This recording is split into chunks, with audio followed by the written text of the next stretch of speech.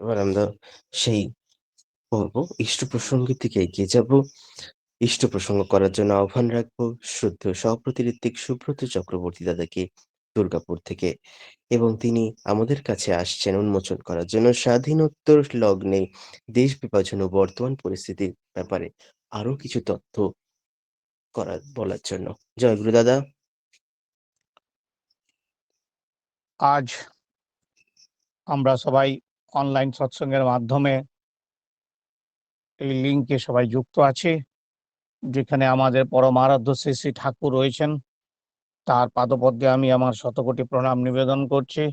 তৎসঙ্গে শ্রী শ্রী বর্মা, শ্রী শ্রী বরদা, শ্রী শ্রী আচার্য দেবের আতুল চরণেও আমি আমার শতকোটি প্রণাম নিবেদন করছি। এছাড়াও ইষ্ট পরিবারের প্রতি প্রত্যেক সদস্যের পাদপদ্মে আমি আমার আভূমি বিনম্র প্রণাম নিবেদন করছি। আজকের এই অনলাইন সৎসঙ্গের মাঝে উপস্থিত শ্রী শ্রী ঠাকুরের পুত পাঞ্জাদারী দীক্ষাদাতা কর্মীগণ, তাছাড়া অন্যান্য পাঞ্জাদারী কর্মীরা, শ্রদ্ধেয় দাদারা, মায়েরা, সবাইকে আমার হার্দিক রাও জয় গুরু। সবার সর্বাঙ্গীন কুশল মঙ্গল কামনা করে আমরা আবার সাপ্তাহিক সৎসঙ্গে ঠাকুরকে নিয়ে সেই যুগে তিনি কি একটা সময় কাটিয়েছিলেন, সেই সময়গুলোর মাঝে কি কি ঘটনার মাঝেও আমাদের সৎসঙ্গের যে ভাবধারাটা কিভাবে চলছিল, সেটাই আমাদের কয়েকদিন ধরেই আমরা আলাপ আলোচনার মাঝে আমরা একই বিষয়কে নিয়ে কথা বলে চলেছি। আপনারা মন দিয়েও শ্রী শ্রী ঠাকুরের সেই কথাগুলি শুনছেন এবং আমাকেও সেই কথাগুলো বলার সুযোগ করে দিয়ে আপনারা নিজেরাও অনেক কিছু জানতে পাচ্ছেন। আপনাদের এই প্রচেষ্টার জন্যই আজকের আমার এই প্রতিবেদনের শেষের দিনে ছিল যে আমরা জানতে পেরেছিলাম যে তখন ডাইরেক্ট অ্যাকশন ডের জন্য আমাদের কলকাতা শহরের নানা জায়গা নানা ঘটনা ঘটল, এবং সেই ঘটনাগুলিতে কিভাবে আমাদের গুরু ভাইরা তারা কিভাবে জীবন রক্ষা পেল ইত্যাদি কথা আমরা শুনলাম। আমরা শুনেছি যে ওখানে শ্রদ্ধেয় বীরেন্দ্রলাল মিত্রদা, তাছাড়া তার সঙ্গে মণি বসুদা, রাজেন্দ্রনাথ মজুমদার, তারা কিভাবে ওই ঐতিহাসিক ঘটনার সাক্ষী ছিলেন।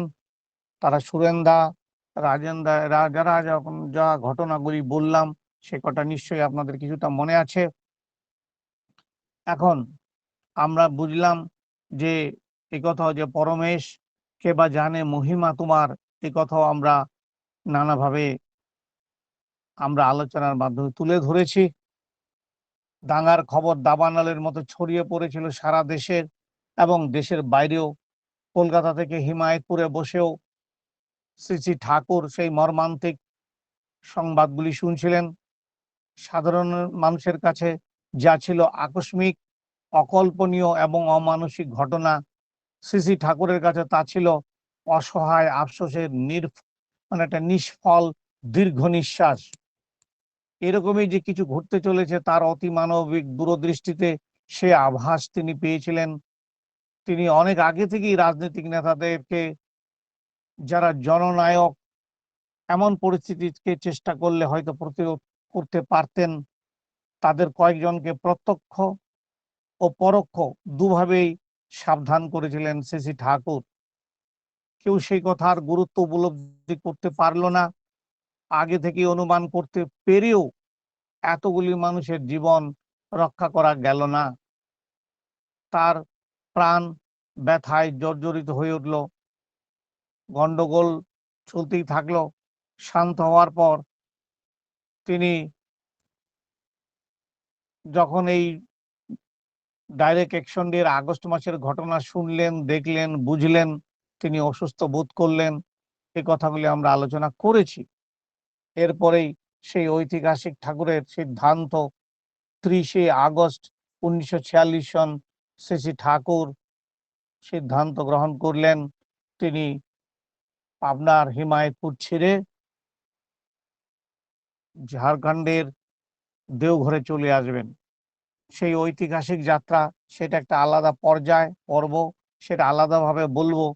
আজকের এইখানে ওই জিনিসটিকে আর তুলে ধরছি না, সেটাই একটা বিশাল বড় একটা এপিসোড বলতে পারা যায়। অনেকে জানেন, অনেকে শুনেছেন। যদি সুযোগ থাকে আপনারা অনুগ্রহ করেন, তাহলে সেই পর্যায়টা আলাদাভাবে বলার আমি ইচ্ছা রাখলাম। এবার আরেকটি জিনিস আমি তুলে ধরি যে ঠাকুর পাবনা থেকে, হিমায়তপুর থেকে তিনি চলে এলেন দেওঘর। সেই ঐতিহাসিক যাত্রাটা একদিকে রইল। দিনটা বললাম 1 সেপ্টেম্বর। ঠাকুর সেখান থেকে রওনা হয়ে 2 সেপ্টেম্বর তিনি এসে ভারতবর্ষের মাটিতে পৌঁছেছিলেন, যাকে বলা হয় শ্রী শ্রী ঠাকুরের আগমন। আজ সেই আগমনী উৎসবও হয় দেওঘরে। ওই পর্যায়টা আরো আলাদা বলবো বললাম। এরপর এই যে আগস্ট মাসটা চলে গেল, সেপ্টেম্বর গেল, এরপর কি হলো? 1946 আগস্টের এই ছোট ছোট আকারের সাম্প্রদায়িক অশান্তিগুলো বিশালভাবে কিন্তু ছড়িয়ে যেতে থাকলো। এরপর প্রায় মাস দেড়েক পর, অক্টোবর মাস 10 তারিখ, কোজাগরী লক্ষ্মী পূজার দিন, সেই বিদ্বেষের উন্মত্ত লিলিহান শিখা পূর্ব বাংলার নোয়াখালী জেলার শুরু করে দিল আরেক পৈশাচিক ধ্বংসলীলা। তার মানে 16 আগস্টের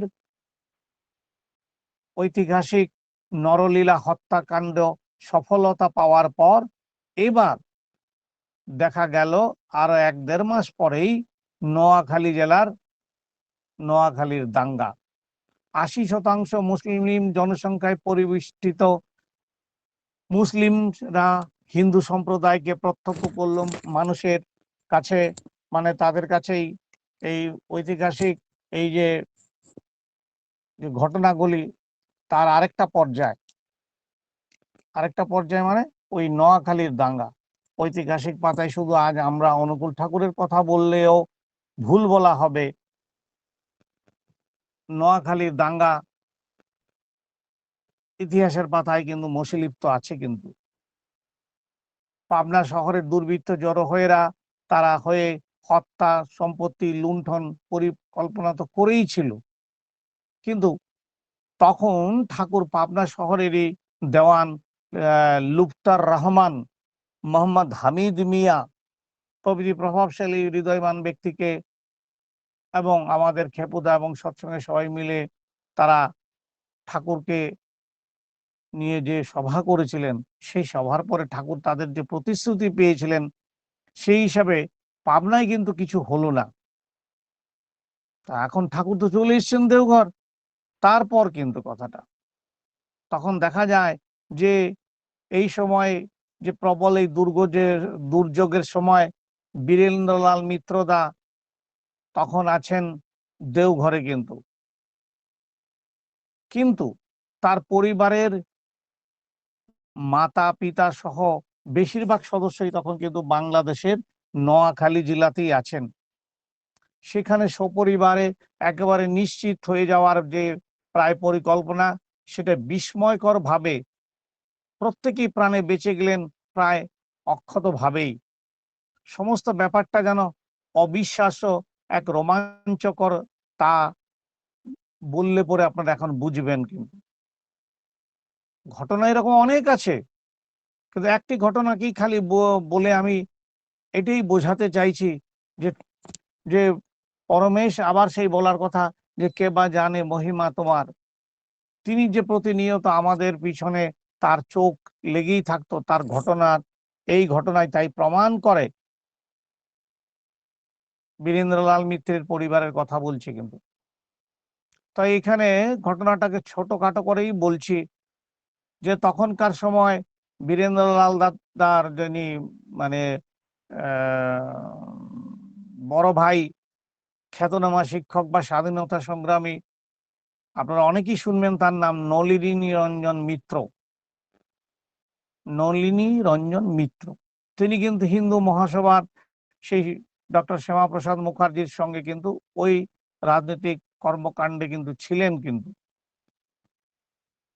যাই হোক, তিনি 1941-এর দিকে, খুব সম্ভবত 17ই এপ্রিল তিনি পাবনা এসেছিলেন, তেমনটা তিনি তার ডায়েরিতে লিখেছিলেন কিন্তু। এবং শ্রী শ্রী ঠাকুর তাকে পরবর্তীতে প্রতিঋত্বিকের পাঞ্জাও প্রদান করেন। এখন 1946 সনের প্রথম ভাগে প্রাদেশিক নির্বাচনে শ্যামাপ্রসাদ মুখোপাধ্যায় এবং আরো অনেকেই তার প্রীতিভাজন বন্ধু বান্ধব এই নলিনীরঞ্জন মিত্রকে নোয়াখালী হিন্দুতে মানে জায়গা থেকে মহাসভার প্রার্থী হিসেবে প্রতিদ্বন্দ্বিতা করতে বললেন, যার জন্য মুসলিম লীগের বিশেষ বিরাগ বাজান্ত তিনি হলেন। এই কথাগুলি আপনারা আলোচনা প্রসঙ্গের দেখতে পাবেন, সপ্তম খণ্ডে আছে কিন্তু কথাগুলি। সপ্তম খণ্ডে আমরা পাই 14/3/1946 সন, বিশদভাবে আছে জায়গাটা। এখন ঠাকুরের সঙ্গে তার বহু কথাবার্তা হয়েছিল কিন্তু ওই সপ্তম খণ্ডে আমরা প্রমাণ পাই কিন্তু। এখন দেখা যাচ্ছে যেহেতু নলিনীরঞ্জন মিত্র শ্যামাপ্রসাদ মুখার্জির সঙ্গে হিন্দু মহাসভার একজন প্রার্থী হয়ে ইলেকশনে গেলেন, তো লীগের খতম মানে লীগ যে মুসলিম লীগ, তখন তারা যে হিন্দুদেরকে যে কেটে ফেলছে বা মেরে ফেলছে, সেই লিস্টের মধ্যে তার নাম ছিল দ্বিতীয় স্থানে। প্রথম স্থান ছিল নোয়াখালী জেলার এই করপাড়ার জমিদার রাজেন্দ্রলাল রায়চৌধুরী, তারপরের নামটাই কিন্তু নলিনী দাস। পরিস্থিতি গুরুত্ব অনুমান করে প্রাণ বাঁচাবার ক্ষীণ আশায় নিয়ে নলিনী দা পালিয়ে গেলেন নিজেরই গ্রামের সিন্ধুপুর মানে নোয়াখালী জেলাতেই সিন্দুরপুর সীমানার বাইরে বিস্তীর্ণ পাট খেতে, মানে পুরোটাই একটা পাট ক্ষেত, বিশাল বিস্তীর্ণ পাট ক্ষেত। সেই পাট খেতে গলা দুর্গন্ধময় জলে আত্মগোপন করে রইলেন। 4-5 দিন ওইভাবে তিনি কীট পতঙ্গের কামড় খেয়ে পাট খেতে শরীরের প্রায় পুরোটাই জলের নিচে রেখে, কোনো রকমে মাথাটা উপরে রেখে অর্ধনগ্ন অবস্থায় তাকে থাকতে হলো। অন্যদিকে হাতের শিকার খুঁজে না পেয়ে লীগের তরফ থেকে তার মাথার মূল্য ঘোষণা করা হলো তখনকার সময়ে যে নলিনী মাস্টারকে ধরতে জীবিত বা মৃত হাজির করতে পারলে 5,000 টাকা। সন 1946 কিন্তু চিন্তা করে দেখেন। তল্লাশি জোরদার হয়ে উঠেছিল। লীগের স্বেচ্ছাসেবকেরা বল্লম, টেটা, কোচ ইত্যাদি দিয়ে মানে দিয়ে মাটিতে এরকম করে খুঁচে খুঁচে পাট ক্ষেতের ভিতরেই ঘুরছে, কিন্তু সেই পাট ক্ষেত যেখানে আবার নলিনী আত্মগোপন করে আছেন, এবং স্লোগান দিতে দিতে পাট ক্ষেত তছনছ করে তারা তল্লাশি করেছিল কিন্তু। আর ওই পাট ক্ষেতেরই এক অংশে রুদ্ধশ্বাস হয়ে লুকিয়ে থাকা অবস্থায় তিনি তা কিন্তু প্রত্যক্ষ করছিলেন নলিনীরঞ্জন মিত্র দা কিন্তু। তাই এই সকল কথার অর্থটাই হচ্ছে, যদি আপনি ওরকম বইগুলো পড়েন, নোয়াখালীর মাটি বা নোয়াখালীর দাঙ্গা, ওগুলো জায়গায় গেলে পাবেন। বহু মানুষ এই স্মৃতিচারণা করেছে। তিনি লিখেছেন, নলিনীরঞ্জন মিত্রের কথা সেখানে লিখিতভাবে আছে যে মৃত্যুর মুখোমুখি দাঁড়িয়ে সেই অগ্নিগর্ভ সময়টাতে মৃত্যুর সামনে দাঁড়িয়ে আছে কিন্তু কিন্তু তারা বুঝতেই পারছে না যে এইখানেই নলিনীরঞ্জন মিত্র আছেন। কিন্তু তিনি পরিষ্কার দেখতে পাচ্ছিলেন যে এক অনিন্দ সুন্দর পরম সুন্দর স্বয়ং আলোক রশ্মি দেখিয়ে যেন নলিনীরঞ্জন তাকে পথ দেখাচ্ছেন। তাহলে প্রশ্নটা এইখানেই থাকলো যে নলিনীরঞ্জন মিত্র তাহলে সেই কোন পরম সুন্দর মানুষটাকে দেখতে পেয়েছিল? তাহলে নিশ্চয়ই এখানে উল্লেখ করা ছাড়া আর কিছুই জায়গা আমাদের নেই যে শ্রী শ্রী ঠাকুর অনুকূলচন্দ্র ছাড়া আর কাউকে তো এরকম ভাবে হতেই পারেন না তিনি। তাই এই ঘটনার পরিপ্রেক্ষিতে যে শ্রী শ্রী ঠাকুরের বাণীটাই কিন্তু ঘুরে ফিরে আমাদের মনে আসা উচিত। কিন্তু এই ঘটনাটাকে যদি আমরা এক্সপ্লেন করার মাধ্যম দিয়ে বুঝতে পারি যে যজন যাজন ইষ্টভৃতি করলে কাটে মহাভীতি। তাই ওই অবস্থায়ও তিনি দাঁড়িয়ে কিন্তু 5 দিন পাট খেতে জলের নিচে পুরো শরীরটা ডুবে থাকা অবস্থায় কি করে একটা মানুষ থাকতে পারে। এরপর কিন্তু তিনি সেখান থেকে রাতের অন্ধকারে পরে তিনি পালিয়ে এসে দেওঘরে আসেন কিন্তু, এবং ধীরে ধীরে সবাই ওই বীরেন্দ্রলাল মিত্রের পরিবারের মা, বাবা, বড় ভাই, ছোট ভাই, মেজো ভাই সবাই কিন্তু তারা 1946 সালের মধ্যে সবাই কিন্তু চলে আসেন। অক্টোবর থেকে নভেম্বর, ডিসেম্বরের মধ্যে সবাই চলে আসেন, এবং পরবর্তী তাদের জীবন কথা দেওঘরে হয়। তো ওই সময়ে তখন বীরেন্দ্রলাল মিত্রের মাতৃদেবী তিনি মানে দেহ রাখেন, এবং এটা 1947 সনে কিন্তু। তো যাই হোক, এখন এই অসুচের সময় শ্রী ঠাকুরের কাছে যেতে পারছেন না বীরেন্দ্রলাল মিত্র। আর ঠাকুর কেষ্টতাকে জিজ্ঞাসা করলেন, আরে বীরেন আসে না কেন? তখন কৃষ্ণপ্রসন্ন ভট্টাচার্যদা বলছেন, ঠাকুর ওর তো ওষুধ চলছে। তখন শ্রী ঠাকুর স্নেহ বিজড়িত কণ্ঠে বলে উঠলেন, ও তো আমার কাছে থাকে, ওর আবার ওষুধ কিসের? সুতরাং এই লাইনটা বলার অর্থ আপনারা কিন্তু একটু ভালো করে দেখুন, চিন্তা করে দেখুন, যে শ্রী ঠাকুরকে নিয়ে আমরা বলি ওষুধ অমুক, বা কতদিন পরে ইষ্টভীতি করবো ইত্যাদি নানা ধরনের আমাদের কনফিউশন এখনো আছে। এবারে ঋত্বিক কনফারেন্সও এই জিনিসটা নিয়ে আলাপ আলোচনা করা হয়েছিল। পূজনীয় বিঙ্কিদা বলেছেন যে নানা জনে নানা বিধান দেয়, কেউ আবার বিধান মানে, কেউ মানে না। এখানে কি বললাম, যে যে পরিবারটা ওই রকম নোয়াখালী দাঙ্গার পর তাদেরকে ঠাকুর বাঁচিয়ে দেওঘরে আনলেন, সেই পরিবারের মাতৃদেবী চলে গেলেন যখন সাধনোচিত ধামে, এবং যখন ওষুধ চলছে, শ্রী ঠাকুর জানতে চাইছেন বীরেন আসে না কেন? কারণ বীরেনদার তো মাতৃদেবীর দেহান্তর হওয়ার জন্য ওষুধ চলছে। শ্রী ঠাকুর বললেন, ও তো আমার কাছেই আছে, ওর আবার ওষুধ কিসের?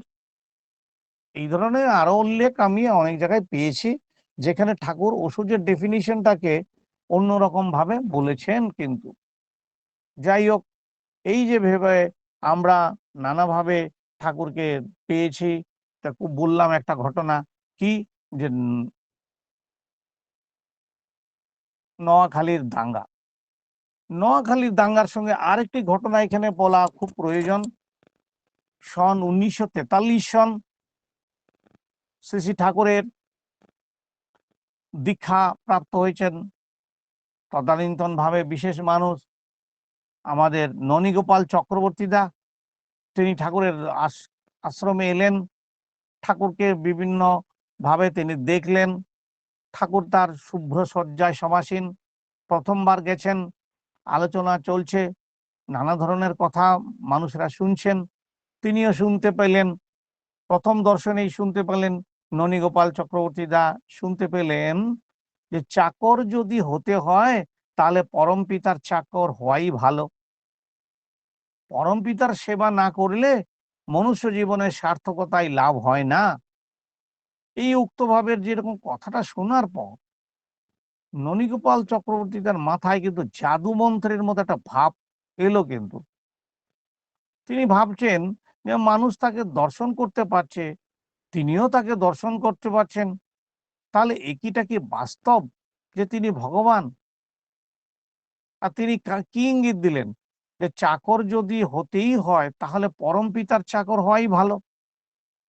মনের মধ্যে তার কথাটা থেকে গেল কিন্তু। সন 1943 ফিরে এলেন কর্মস্থলে, কর্মস্থলে থাকলেন। আবার কিছুদিন পরে প্রিয় পরমের কাছে তিনি এসছেন। তার মধ্যে তিনি ইতিমধ্যে পবিত্র পাঞ্জাও তিনি লাভ করেন, কিন্তু চাকরি, নিয়ত হোল টাইম কর্মী, এইসব নিয়ে তার সংগ্রাম চলছে কিন্তু।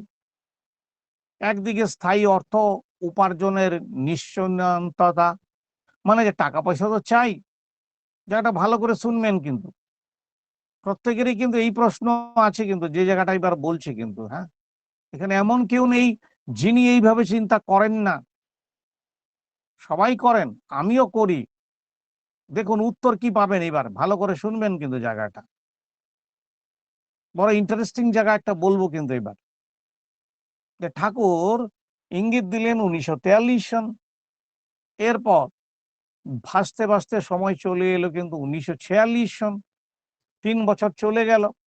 সেই কিন্তু ডাইরেক্ট অ্যাকশন দিয়ে আবার নোয়াখালীর দিকেই যাচ্ছি কিন্তু আমি। এবার কিন্তু ব্যক্তি আলাদা। আগে ছিল বীরেন্দ্রলাল মিত্রের পরিবার, এবার কিন্তু ননীগোপাল চক্রবর্তী তার পরিবার। তাই যাই হোক, তিনি এবার ভাবলেন যে 1946 সালের বৈশাখ মাসের মানে নববর্ষের উৎসব মানে এপ্রিল মাস, তিনি ঠাকুরের কাছে গিয়ে নিবেদন করবেন এবং তার নির্দেশ জেনে নেবেন। সেই অনুযায়ী তিনি কিন্তু হিমায়তপুরে শ্রী শ্রী ঠাকুরকে প্রণাম করলেন এবং তিনি ভাবলেন এইবার সরাসরি আমি কিন্তু এবার জিজ্ঞাসাই করব যে চাকর যদি হতে হয় তো পরম পিতার চাকর হওয়াই ভালো। এই কথাটা কি আপনি আমাকে লক্ষ্য করে বলছেন না অন্য কাউকে বলছেন? কিন্তু আমার মনে হয় তিনি বলতে চাইছিলেন যে আপনার কথা আমার মনে হয়েছে আপনি আমার লক্ষ্য, আর আপনি কি চান আমি চাকরি ছেড়ে দেই? এই কথাটা তিনি শ্রী শ্রী ঠাকুরকে বললেন। ঠাকুর তখন পূর্ব দিক মুখ করে বসেছিলেন। ননীগোপাল চক্রবর্তী তার কথা শুনেই তিনি মুহূর্তে পশ্চিম দিকে ঘুরে গেলেন, উত্তর দিলেন না কিন্তু। তিনি ভাবলেন যে শ্রী শ্রী ঠাকুর বিশেষ কোনো প্রয়োজনে হয়তো ঘুরে বসেছেন। আস্তে আস্তে তিনি শ্রী শ্রী ঠাকুরের সামনে আবার গিয়ে সেই একই কথা বা নিবেদন করলেন যে চাকর যদি হতে হয় তাহলে পরম পিতার চাকরই হওয়া ভালো। যেই না আবার তিনি একই কথা বললেন, শ্রী শ্রী ঠাকুর সেই আবার ওদিক থেকে মুখ ঘুরিয়ে বসলেন। তার মানে তিনি আচরণের মধ্যে কোথাও কিছু বললেন না, নীরবে থাকলেন কিন্তু শ্রী শ্রী ঠাকুর। তা তিনি বারবার বলা সত্ত্বেও এখন বুঝলেন না। তখন তার কাছে আর কি জিজ্ঞাসা করা যায়? তাই ননীগোপাল দা ভাবলেন যে বারবার বলা সত্ত্বেও যখন আপনি বুঝলেন না, তাহলে আমার কথা আমি আদায় করে নিতে চাইছি, এটাই কি তিনি বুঝাতে চাইলেন? তাই তিনি যথার্থই বুঝলেন যে তিনি উত্তর বা নির্দেশ দিতে চাইছেন না, কিন্তু উত্তর কিন্তু রয়েছে। এটা যেন ননীগোপাল চক্রবর্তী দা বুঝতে পারলেন যে ডাইরেক্টলি তিনি তো উত্তর দিচ্ছেন না, হ্যাঁ তোমাকেই আমি বলছি চাকর যদি হতে হয় পরম পিতার চাকর হোক, এই কথাটা সোজা বললেন না কিন্তু। আবার ফিরলে এলেন কর্মখালী, আরে কর্মস্থল নোয়াখালী শহরে। এত হত্যাকাণ্ডের এই যে ঘটনাগুলি আমরা বললাম, তিনি ওই সিদ্ধান্ত, এই যে চারিদিকে চলছে যে নোয়াখালীর দাঙ্গা হয়ে গেল, এবার তিনি সিদ্ধান্ত নিলেন যে দুর্গাপূজার পর্যন্ত তিনি চাকরি করবেন, তারপর তিনি শ্রী শ্রী ঠাকুরের নিয়ত কর্মীর দায়িত্ব পালন করবেন। এখন তার এই যুক্তিটার কারণটা কি? তার যুক্তির কারণটা হচ্ছে এই যে এইবার যখন দুর্গাপূজাটা হবে, সেই দুর্গাপূজার সময় তিনি তো চাকরি করতেন, তো শিক্ষা বিভাগে তিনি বেশ উঁচু পদেই চাকরি করতেন কিন্তু। তো তার সপক্ষে যুক্তি ছিল যে পূজার সময় প্রাপ্য বোনাসের অর্থ পাওয়া যাবে এবং সেই টাকা দিয়ে প্রতিবার নতুন জামা কাপড় ছেলে মেয়েদেরকে কিনে দেওয়া যায়। এবারও তিনি এটা করবেন, তারপর তিনি চাকরি করে ছেড়ে দেবেন, আর কোনোদিনই তিনি আর চাকরি করবেন না। কিন্তু হায়, ওই ভাগ্য দেবতা অলক্ষ্যে থেকে তার সিদ্ধান্ত কিন্তু অন্যভাবেই করে রেখেছেন। তা ইংরেজি ওই 1946-এর 46-এর সেপ্টেম্বর মাসের 30 তারিখ শুরু হলো সেই নোয়াখালীর দাঙ্গা, যেখানে আমি একটু আগেও বললাম যে কলঙ্কিত কুখ্যাত সাম্প্রদায়িক দাঙ্গা বললাম। তাই তখন আমাদের ননীগোপাল চক্রবর্তী তা প্রতিবারের মতো তার মা, 2 দাদা, এক বয়স্ক তার দিদি, তারা সবাই একটি কোয়ার্টারে ছিলেন। দাঙ্গা দ্রুত চারিদিকে ছড়িয়ে পড়ল। এখন তিনি কার্যত একটা কোয়ার্টারেই বন্দী হয়ে রইলেন। পরের দিন 1 অক্টোবর দাঙ্গা আরো ভয়ঙ্কর রূপ ধারণ করলো। তো অজানিত আশঙ্কায় সবাই যেন একেবারে চারিদিকে চুপসে বসে আছেন। তা উনার না আবার বেশ চা খাওয়ার অভ্যাস ছিল, কার? ননীগোপাল চক্রবর্তী। তাই তিনি কোয়ার্টারের সামনে বাঁশের চাটাইয়ের ঘেরা একটা ছোট্ট চায়ের দোকান ছিল কিন্তু। তিনি ভাবলেন একটু চা খেয়ে আসি, গেলে ভেবে তিনি সেখানে গেলেন। সেখানেই চা খেতে গেছেন। এখন নেশার টানে দোকানের দিকে যখন গেলেন, পা বাড়ালেন, সেখানে গিয়ে দোকানের যখন পিছন দিকে গিয়ে সামনে যাবেন বলে তিনি যাচ্ছেন, হঠাৎ তিনি দোকানের ভিতরে, চায়ের দোকানের ভিতরে বেশ ফিসফিস ফিসফিস শব্দ শুনতে পেলেন। এখন ওই চাটাইয়ের, বাসায়ের চাটাইয়ের বেড়ার দোকান, তিনি বোঝার চেষ্টা করলেন যে ভিতরে নিশ্চয়ই কোনো শলা পরামর্শ হচ্ছে। তাই তিনি নিতান্ত রোমহর্ষক ভাবে ওই ভীতিজনক অবস্থায় একটু কানটা তিনি পাতলেন। আর তখন তিনি চাপা স্বরে শুনতে পেলেন যে তারা সেখানে একটা তালিকা ধরে ধরে নাম বলছে। এই সেই তালিকা, মানে যাদেরকে মারা হবে, সেই তালিকার মধ্যে তৃতীয় ব্যক্তি হিসাবে কিন্তু ননীগোপাল চক্রবর্তী তার নামটা আছে। তো এইভাবে কয়েকজনের নাম পড়ার যে ভিতরের আওয়াজগুলি তিনি শুনলেন কিন্তু বাইরে থেকে।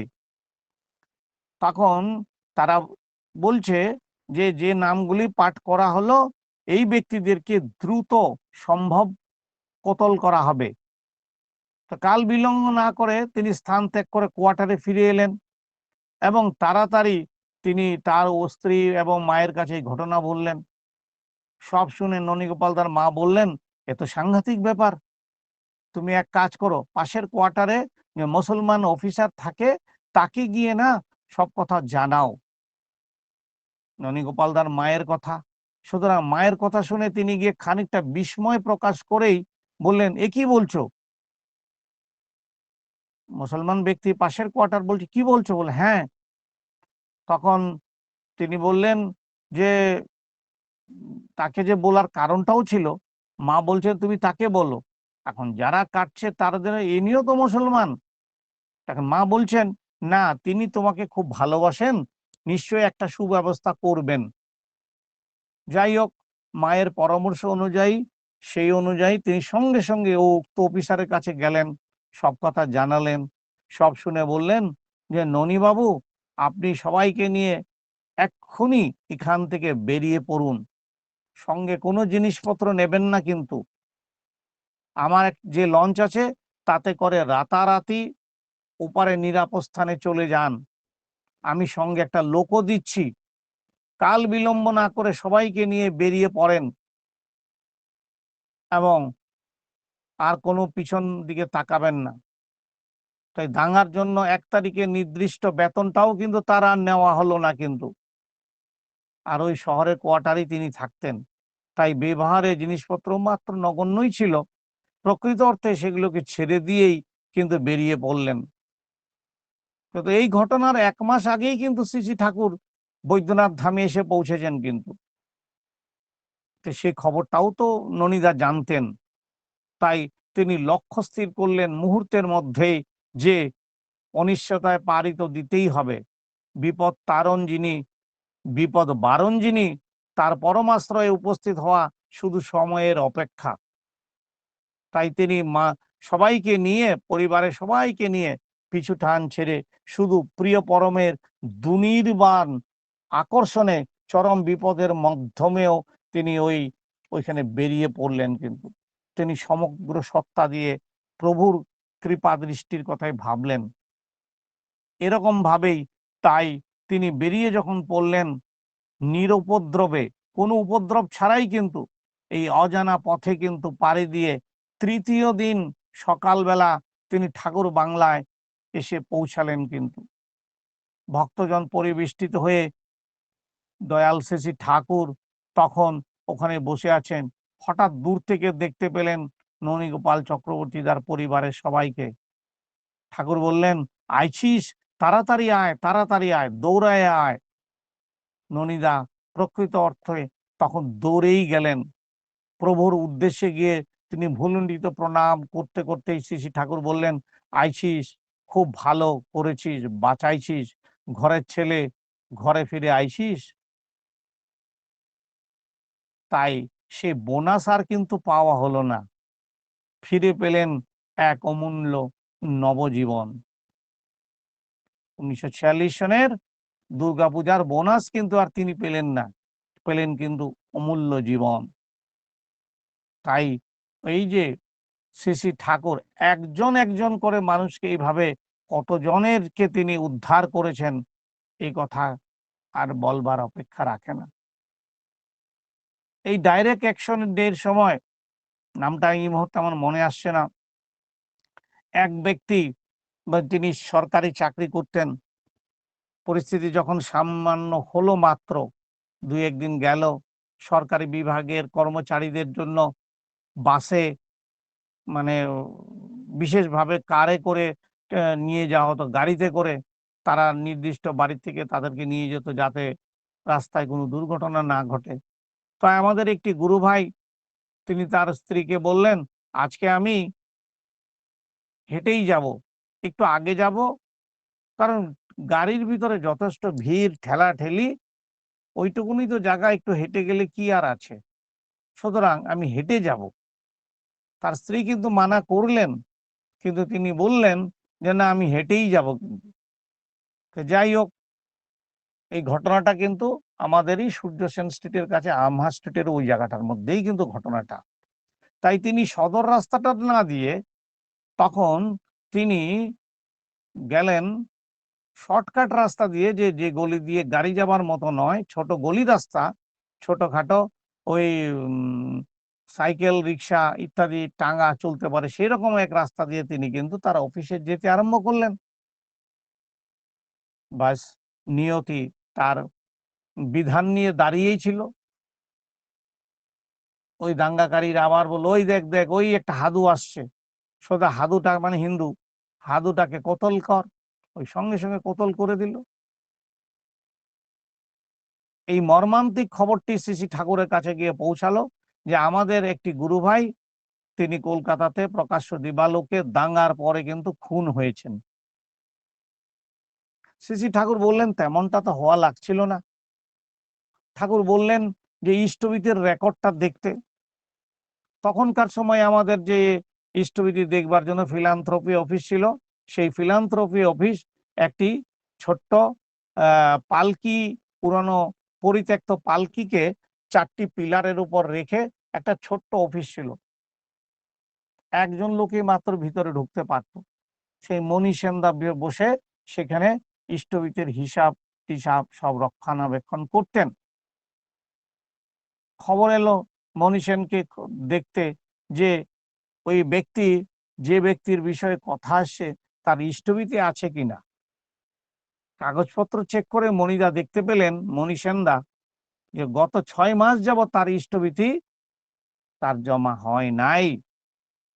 আর সেই ব্যক্তি কিন্তু এই শর্টকাট রাস্তা দিয়ে গিয়ে জীবনটা খোয়ালেন। কিন্তু তাই কিছুক্ষণ আগেই বলেছিলাম যে ওই যে যজন যাজন ইষ্টবিতি করলে কাটে মহাভীতি। শ্রী শ্রী ঠাকুর খুব ভেঙে পড়লেন। বলা হয় ওই সময় একমাত্র ওই ব্যক্তি সৎসঙ্গের পূর্ববঙ্গ তথা পশ্চিমবঙ্গে মারা গেছিলেন, কিন্তু দাঙ্গায়, দাঙ্গাতে কেউ মারা যায়নি, একমাত্র এই যে ইষ্টবিধি বিহীন লোকটি যিনি ছিলেন, তিনিই কিন্তু মারা গেলেন। তাই আজকে এই কথাটা যতই আমরা এগুলি অধ্যয়ন করি, আমরা বলি, বা আমি এতক্ষণ ধরে আপনাদেরকে বললাম যা কিছু, তার মাধ্যম দিয়ে যে কথাটা বারবার ফুটে উঠছে, যে আমরা কি তাহলে কিছু মানুষ আজকের এই ঘটনাগুলি যতই আমরা আলোচনা, বিশ্লেষণ তথা তথ্য যে অ্যাঙ্গেলে আমরা দেখি না কেন, কি আমরা পাবো বা পাচ্ছি, অর্থ কি, অর্থটা কি আমরা বুঝবো, আমরা কি নেব, না আমরা কি এই ভাববো যে না সেইটা 1942, 43, 46, এখন তো ভারতবর্ষ। আমরা কিন্তু কেউ ওগুলোকে বুঝারই চেষ্টা করছি না যে পিছনে কি চলছে। আমরা গতকাল দুদিন ধরে ভারতবর্ষের রাষ্ট্রের দিকে তাকালেও অনেক কথাই বুঝতে পারছি। রাষ্ট্র বিপথে চলছে, না রাষ্ট্রকে বিপথে চালানো হচ্ছে, না আমাদের রাজনৈতিক শক্তি করছে, না করাপশন, নানা প্রশ্ন আমাদের কাছে আছে। তাই এই প্রশ্নগুলির কথাগুলি যদি আমরা আলোচনা প্রসঙ্গের থেকে একটা জায়গায় দেখি, যে শ্রী শ্রী ঠাকুর বললেন যে দেখ খেপা, মানে খেপুদা কে বলছেন যে মানুষের হাততালি পাওয়া বা বাহবা পাওয়ার লোভ আমার কোনোদিনই নেই। গালমন্দের আমি বড় একটা পরোয়া করি না। আমি ভাবি কাজের কাজ যদি কিছু না হলো তবে কি করব আমি মানুষের সুখ্যাতি দিয়ে। আর মানুষের সত্যিকার ভালো করতে গিয়ে প্রথমটা যদি দুর্নামের ভাগী হতে হয় তাহলে আমার ক্ষতি কি? আমি যে জানি খেপা মানুষের দুঃখ কোথায়, আর সেই দুঃখ নিরাকরণে যাতে হয় সেই তো করে যাচ্ছি। এ আমার কাছে শখের ব্যাপার নয়, প্রাণের দায়। এর চাইতে বড় কনস্ট্রাকটিভ অ্যাক্টিভিটি আর কি আছে আমি জানি না। মানুষগুলি একেবারে ছন্নছাড়া হয়ে গেছে। সংযম কাকে কয়, আত্মনিয়ন্ত্রণ কাকে কয় তা জানে না। তাতে জীবন সংগ্রামে পদে পদে হটে যাচ্ছে। আর তারই অনুশীলনের জন্য কই দীক্ষার কথা, যজন যাজন, ইষ্টভীতির কথা। আবার এক আদর্শের পতাকা তলে যত লোক দীক্ষার মাধ্যমে সমবেত হবে ততই তাদের মধ্যে একটা পারস্পরিকতা গজিয়ে উঠবে। এমনি করে বিচ্ছিন্ন মানুষগুলো কিন্তু দানা বেঁধে উঠবে। প্রত্যেকের জন্য প্রত্যেকে ভাববে, প্রত্যেকের জন্য প্রত্যেকে করবে।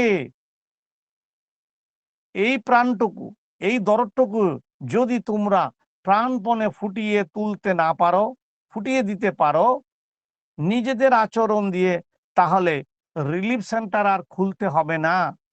তখন রিলিফ সেন্টার হবে প্রত্যেকটা মানুষ। অবশ্য দৈব দুর্বিপাকে, বন্যা, দুর্ভিক্ষ, মহামারী ইত্যাদি সময় তোমরা যদি অন্ন, বস্ত্র, ঔষধপত্র, অর্থ সংগ্রহ করে বিতরণ করো তাতে আমার কোনো আপত্তি নাই। কিন্তু এইটুকুনকে মুখ্য করে তুলো না। তোমাদের মুখ্য কাজ হলো কিন্তু ধর্মদান। দরিদ্র নারায়ণ কথাটা দেশে প্রচলিত আছে, ও কথা আমার ভালো লাগে না কিন্তু। কারণ নারায়ণ সত্যই সরসহ্যশালী। নারায়ণ যদি কও তাহলে সে নারায়ণকে দরিদ্র থাকতে দেবে বা হবে কি করে? প্রত্যেকটি নারায়ণের যোগ্যতা যাতে বাড়ে তাই করো। তার জন্য প্রথম পরিবেশন করতে হবে ধর্ম, ইষ্ট, কৃষ্টি।